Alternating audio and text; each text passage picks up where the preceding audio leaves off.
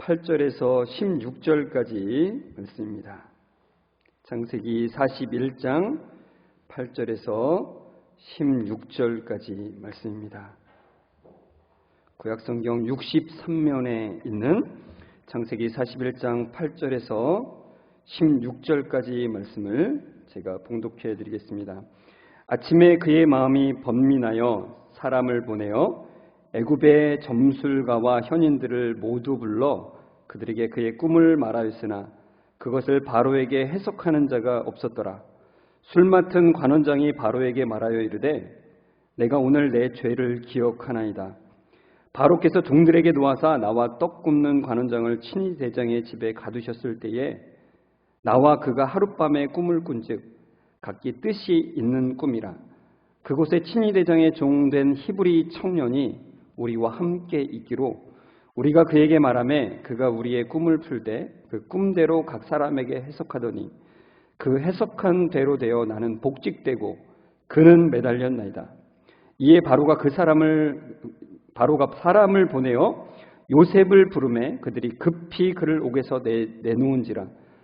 요셉이 곧 수염을 깎고 그의 옷을 갈아입고 바로에게 들어가니 바로가 요셉에게 이르되 내가 한 꿈을 꾸었으나 그것을 해석하는 자가 없더니 들은즉 너는 꿈을 들으면 능히 푼다 하더라. 요셉이 바로에게 대답하여 이르되 내가 아니라 하나님께서 바로에게 편안한 대답을 하시리이다. 아멘. 우리 옆 사람과 인사하겠습니다. 말씀에 은혜 되세요. 이렇게 인사하겠습니다. 말씀에 큰 은혜가 되시기를 주의 이름으로 축원합니다. 창세기 41장 8절에 보면 이렇게 나오죠. 아침에 그의 마음이 번민하여 사람을 보내어 애굽의 점술가와 현인들을 모두 불러 그들에게 그의 꿈을 말하였으나 그것을 바로에게 해석하는 자가 없었더라. 그것을 바로에게 해석하는 자가 없었더라. 이렇게 말씀하죠. 여러분, 이 이집트의 왕 파라오 옆에 있는 사람들이 보통 사람들은 아닐 겁니다. 상당한 능력이 있을 것으로 추정이 되죠. 왜냐하면 왕의 옆에 아무나 올 수 있는 게 아니잖아요. 꿈을 해석할 수 있는 능력을 가진 사람들이 많았을 거란 말이에요. 이때와는 차이가 좀 나긴 하지만 모세가 파라오 앞에 갔을 때도 그 파라오 옆에 있었던 사람들이 상당한 능력자들이었거든요. 모세가 지팡이로 뱀이 되게 했을 때 그들도 똑같이 했거든요. 그리고 물을 피로 바꾸고 그리고 개구리가 올라오는 그 능력들을 이 파라오 옆에 있는 사람들이 행했어요. 물론 한계가 있었지만 그들이 상당한 능력자들이 이 파라오 옆에 있을 것이라는 걸 우리가 충분히 예상할 수가 있습니다. 그런데 하나님이 파라오에게 꿈을 꾸게 하시고 그리고 그 꿈이 굉장히 단순했어요. 그러니까 웬만한 능력을 가진 사람이라면 이 바로의 꿈을 해석할 수 있었을 정도의 그런 꿈이었는데 그들은 그 꿈을 해석할 수가 없었죠. 왜요? 하나님이 막으셨으니까. 아무도 이 파라오의 꿈을 해석할 수 없게 하나님이 막으시는 겁니다. 왜냐하면 그 꿈을 해석할 사람이 따로 있으니까. 그죠? 바로 요셉이 그 바로의 꿈을 해석해야만 했습니다. 왜냐하면 요셉이 바로의 꿈을 해석하는 것은 하나님의 커다란 계획의 일부였기 때문에 그렇습니다. 그리고 창세기 40장 23절에 보면은 이런 말씀이 있죠. 술 맡은 관원장이 요셉을 기억하지 못하고 그를 잊었더라. 이렇게 말씀합니다. 여러분, 술 맡은 관원장은 요셉이 해석한 대로 그 꿈을 해석했잖아요. 그 꿈 해석대로 원래 자리로 복권을 하죠. 술 맡은 관원장이라고 하는 그 자리로 복직을 하게 됩니다. 그리고 이제 요셉과 약속을 하죠. 내가 나가면 널 도와줄게. 요셉도 그랬죠. 꼭 저를 기억해 주십시오. 이렇게 말을 해서 그가 이제 요셉을 기억할 것처럼 얘기를 했는데 그를 잊었더라. 이렇게 말씀합니다. 까마득하게 잊었습니다. 아무 생각이 나지 않았습니다. 그러니까 여러분 요셉이 얼마나 기대를 했을까요?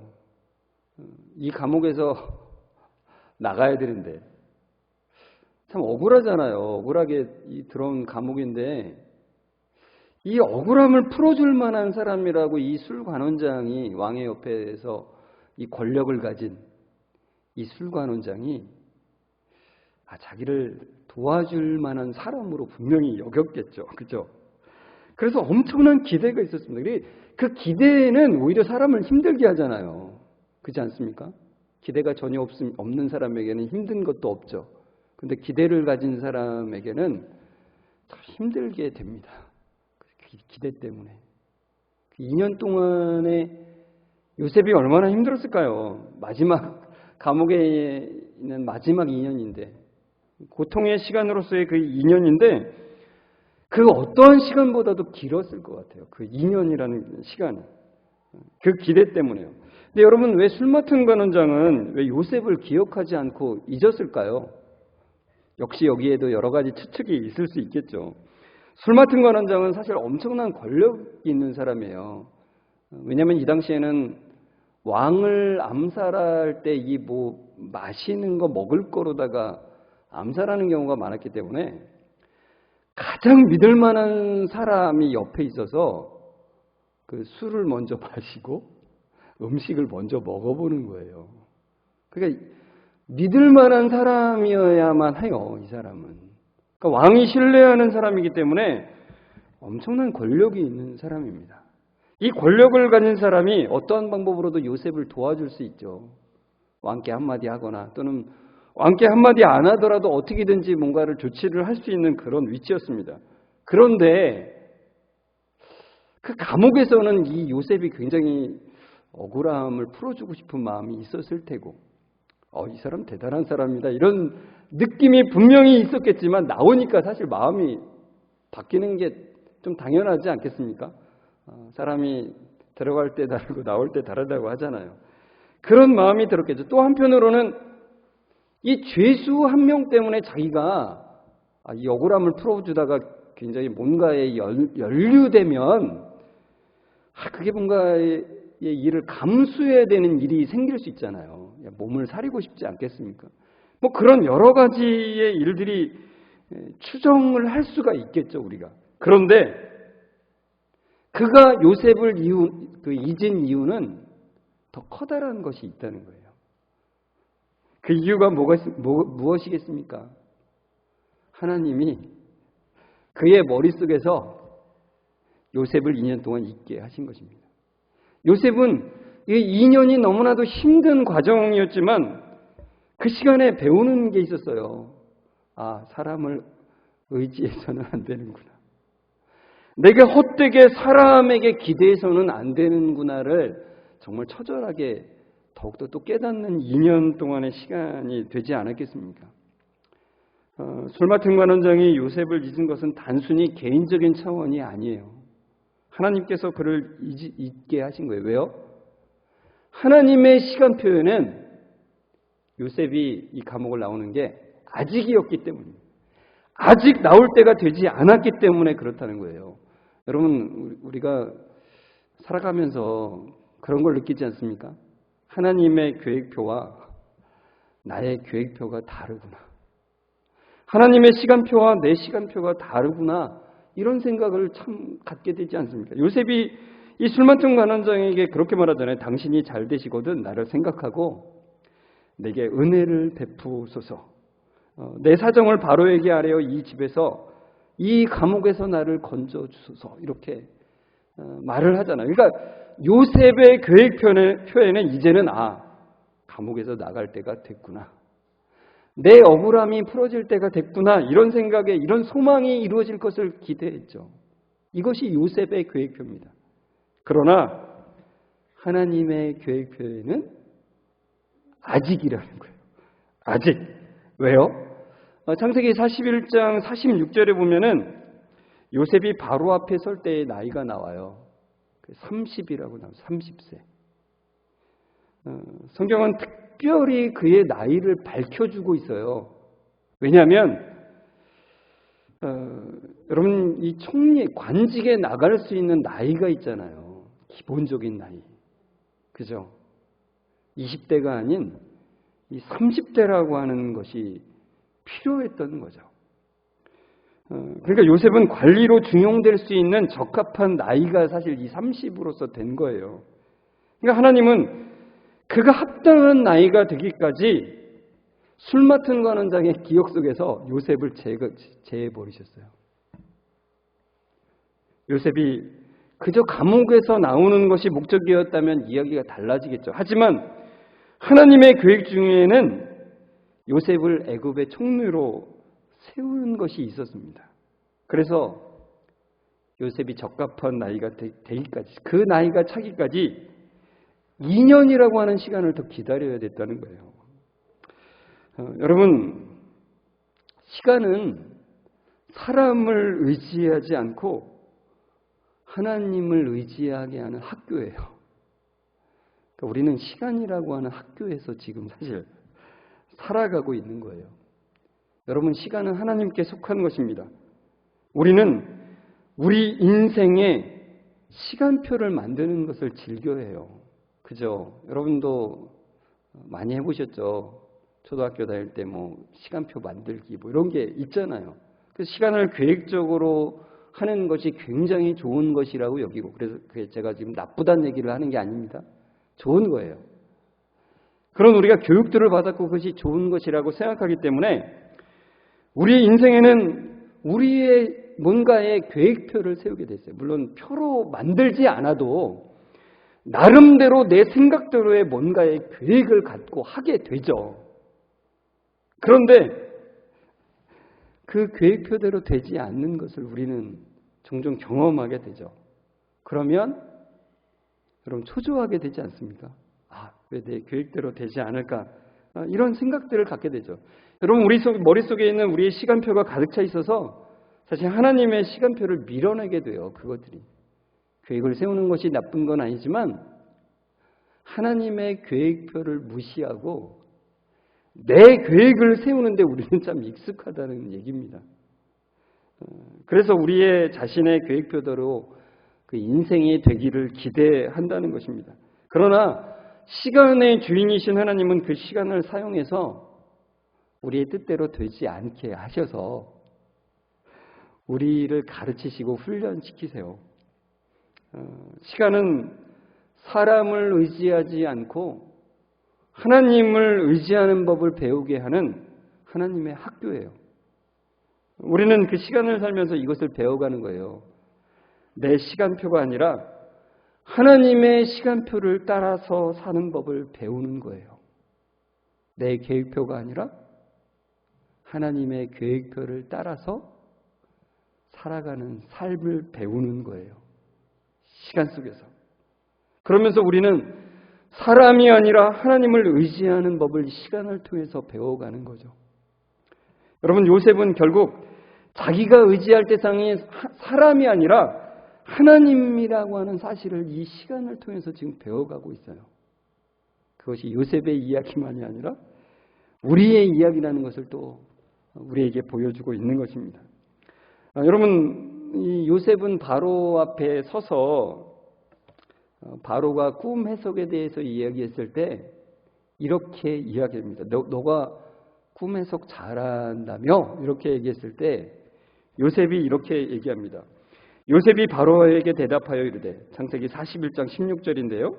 내가 아니라 하나님께서 바로에게 편안한 대답을 하시리이다. 내가 아니라 하나님께서. 그러니까 요셉이 시간을 통해서 배운 게 바로 이거예요. 내가 하는 게 아니라 하나님께서 하시는 겁니다. 내가 보이는 게 아니라 하나님께서 보이시는 겁니다. 내가 이루는 것이 아니라 하나님께서 이루시는 겁니다. 내 지혜로 되는 게 아니라 하늘의 지혜로 되는 것입니다라고 지금 고백하는 거예요. 내 지혜나 내 능력으로 되는 것이 아님을 고백하고 하나님께서 하심을 고백하는 자리로 가고 있는 거예요. 그래서 요셉은 내가 아니라 하나님께서 당신에게 편안한 대답을 하실 것이라고 하면서 파라오의 꿈을 해석을 하는데 이런 해석을 하죠. 내가 바로에게 이르기를 하나님이 그가 하실 일을 바로에게 보이신 다음이 이것이라.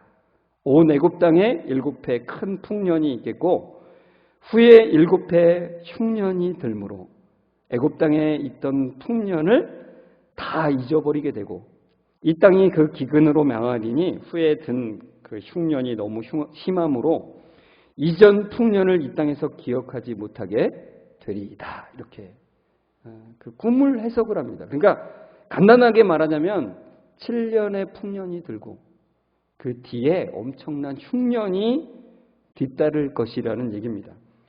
여러분 근데 이 풍년과 7년의 풍년과 7년의 흉년은 그냥 세월이 지나면서 그냥 우연히 드는 풍년과 흉년이 아니라는 거예요.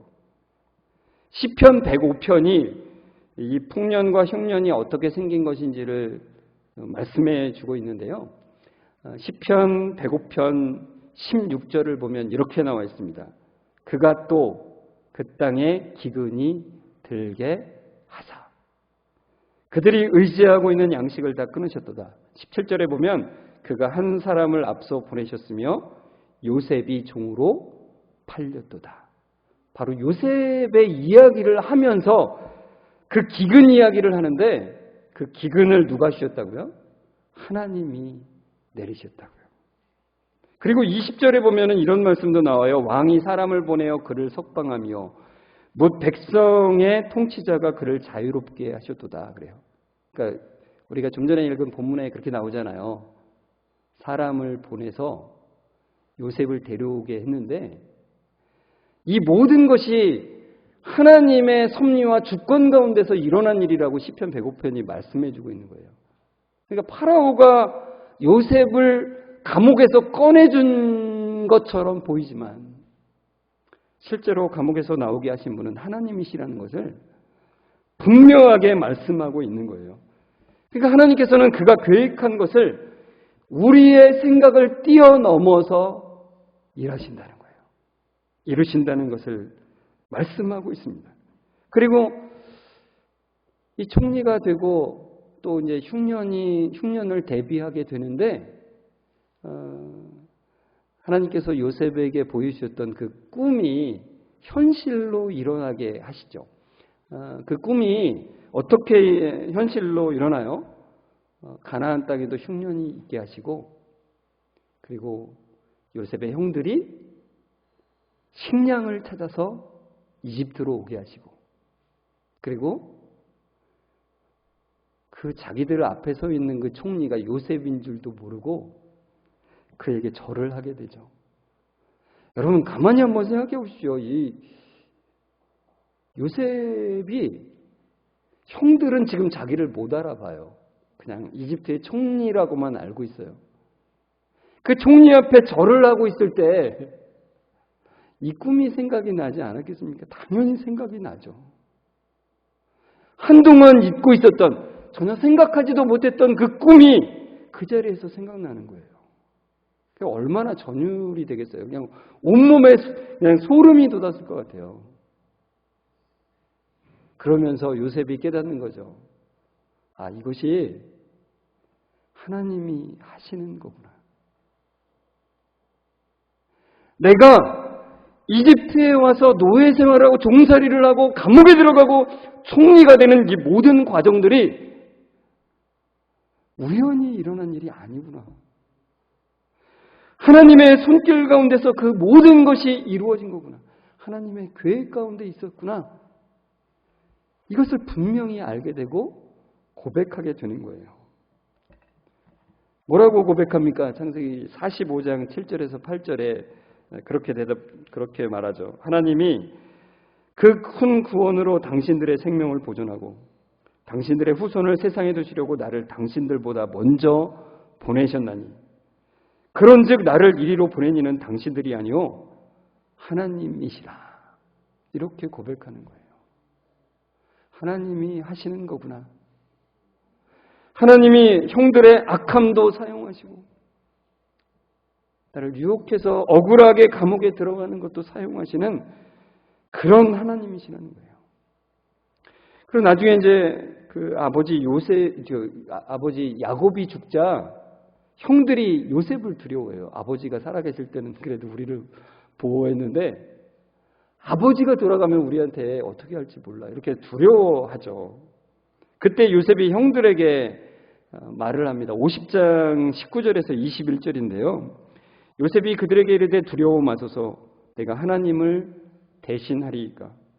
당신들은 나를 해하려 했으나 하나님은 그것을 선으로 바꾸사 오늘과 같이 많은 백성의 생명을 구원하게 하시려 하셨나니 당신들은 두려워하지 마소서.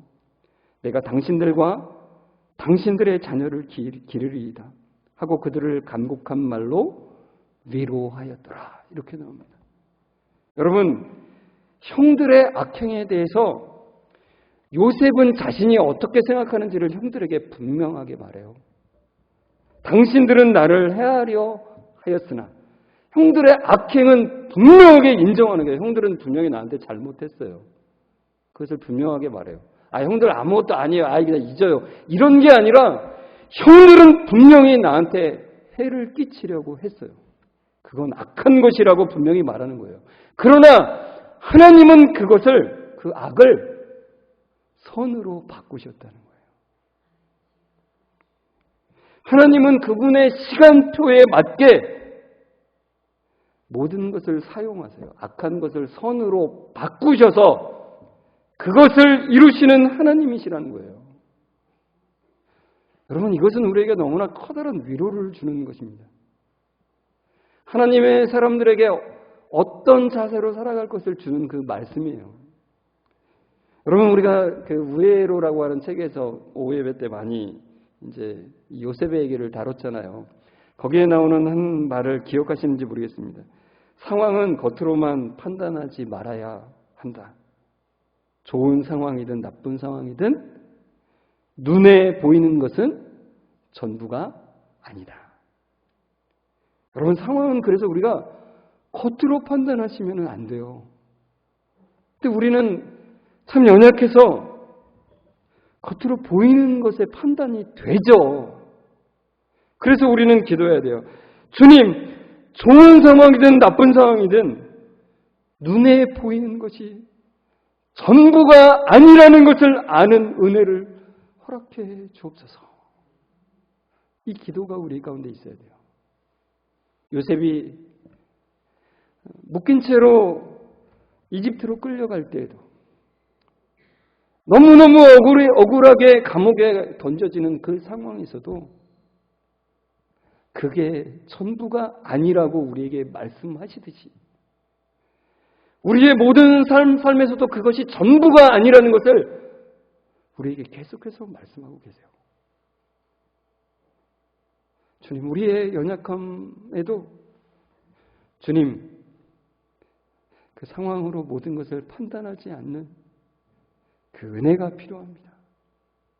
주님, 은혜를 허락해 주옵소서. 하나님은 우리를 가장 아름다운 자리로 이끌어 가시는 계획을 가지고 계세요. 그래서 참 많은 것을 사용하신다는 거예요. 좋은 상황이든 나쁜 상황이든 그것을 사용하세요. 그러니까 그것이 과정이고 도구이기 때문에 그것이 전부가 아니라는 것입니다. 하나님은 그분의 자녀들을 구원의 정점인 영화의 자리까지 끌고 가셔야 되거든요. 가신다고 약속하셨고 하나님은 전능하시기 때문에 반드시 그 일을 이루신다는 거예요. 그래서 수많은 그 성화의 과정을 통해서 우리를 그 자리까지 끌고 가세요. 그것을 약속하셨어요. 끊임없이 구원을 이루어 가신다라고 우리에게 약속하셨다는 것입니다. 여러분, 영화배우 강동원과 전지현을 아시죠? 저런 배우자랑 살면 참 매일매일 설레게 되지 않겠습니까? 생각만 해도 좋죠? 잘생겼죠, 그죠? 우리 교회에 이들과 이름이 같은 부부가 있어요. 김동원 성도와 우지연 성도입니다. 우지연 성도가 결혼하고 나서 이런 생각이 들었대요. 강동원일 줄 알았는데 김동원이더라. 김동원 성도도 마찬가지입니다. 전지현일 줄 알았는데 우지연이더라. 저는 이 얘기를 들으면서 이게 우리 모두의 얘기다. 그 생각이 들더라고요. 여러분, 사람은 우리의 기대와는 다릅니다. 제가 그래서 이 부부한테 그랬어요. 지금의 모습이 전부가 아니고 하나님은 저 강동원이나 전지현보다 비교도 안 될 만큼 너무나 아름다운 모습으로 우리를 이끌고 가신다는 거예요. 그 모습으로 우리를 변화시켜 가신다는 거예요. 여러분, 오늘 어린이 주일인데 사실 우리 자녀들을 생각하면서 때로는 그런 생각이 들지 않습니까? 자녀가 고통이 돼요. 어떤 때는 후회가 돼요. 어떻게 내가 이런 놈의 자식을 낳았는지에 대한 기가 막히는 그런 생각이 들 때가 있죠. 그러나 여러분, 우리의 자녀들도 지금의 모습이 전부가 아니라는 것입니다. 주님의 마음과 동일한 구원의 완성의 모습으로 하나님께서 이끌어 가신다는 것입니다. 이것이 바로 주님의 자녀들에게 약속하신 그 약속이에요. 우리에게 주신 언약이에요. 여러분, 우리는 그 언약 가운데, 그 약속 가운데 구원을 받았고 지금도 구원받고 있고 구원받을 것입니다. 여러분, 우리의 자녀들도 뭐 강동원이나 전지현과는 정말 비교도 할 수 없을 정도로 너무나 아름다운 모습으로 겉모습만이 아니라 그 마음까지 예수님을 닮은 모습으로 인도해 가시고 이끌어 가신다는 거예요. 여러분, 그 약속을 붙드시고 그 약속으로 사람들을 우리 자녀들을 바라보셔야 돼요. 그 약속으로 우리 성도들을 바라보셔야 된다는 것입니다. 여러분, 하나님의 사람은 이런 특징이 있어요. 하나님께서 이끌어 가시는 그 미래의 완성된 모습으로 현재를 볼 수 있는 은혜가 있는 것입니다. 놀라운 은혜입니다. 세상 사람들이 전혀 가질 수 없는 놀라운 은혜예요. 이 은혜가 우리 가운데 충만하기를, 우리들 가정 가운데, 우리 교회 가운데 충만하기를 주의 이름으로 축원합니다. 우리 이 약속을 생각하면서 우리 같이 이 시간 찬양했으면 좋겠어요. 찬송가 546장 주의 약속하신 말씀 위에서 3절인데요. 가사가 이렇습니다. 주의 약속하신 말씀 위에서 영원하신 주의 사랑 힘있고 성령으로 힘써 싸워 이기며 약속 믿고 굳게 서리라. 굳게 서리, 영원하신 말씀 위에 굳게 서리, 굳게 서리, 그 말씀 위에 굳게 서리라. 여러분, 주님의 약속을 믿는다는 건 뭐라고요? 우리의 구원을 완성하시는 그 미래의 모습을 보는 거예요. 그 미래의 완성된 모습으로 지금을 보는 것입니다. 우리 자신뿐만 아니라 우리 옆에 있는 사람들, 우리 가족들, 우리 성도들을 그렇게 보는 것입니다. 지금 눈에 보이는 것이 전부가 아님을 믿고 그 약속 위에 굳게 서는 은혜를 소망하면서 우리 같이 이 시간 불렀으면 좋겠습니다.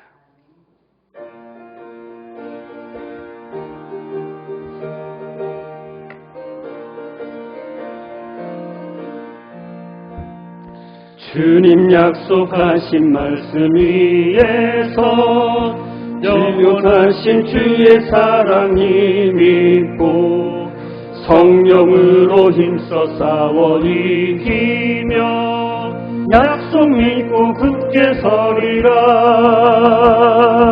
굳게 서리, 영원하신 말씀 위에 굳게 서리, 굳게 서리,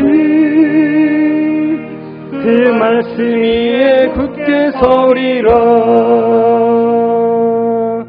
주님 약속하신 말씀 위에서 영원하신 주의 사랑 힘입고 성령으로 힘써 싸워 이기며 약속 믿고 굳게 서리라. 굳게 서리. 영원하신 말씀 위에 굳게 서리. 굳게 서리.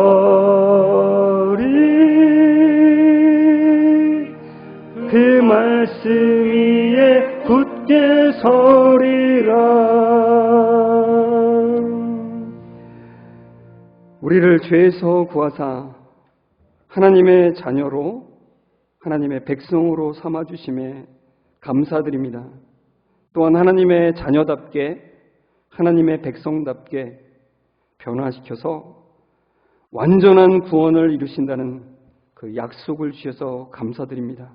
하나님, 그 약속을 믿고 우리의 구원을 완성하시는 그 미래로 지금을 보는 은혜를 주옵소서. 나 자신이 아니라 하나님이 계획하시고 이루심을 보는 그 은혜를 주옵소서. 우리에게 주신 그 시간 속에서 하나님만 의지함을 배워가는 은혜를 허락해 주옵소서.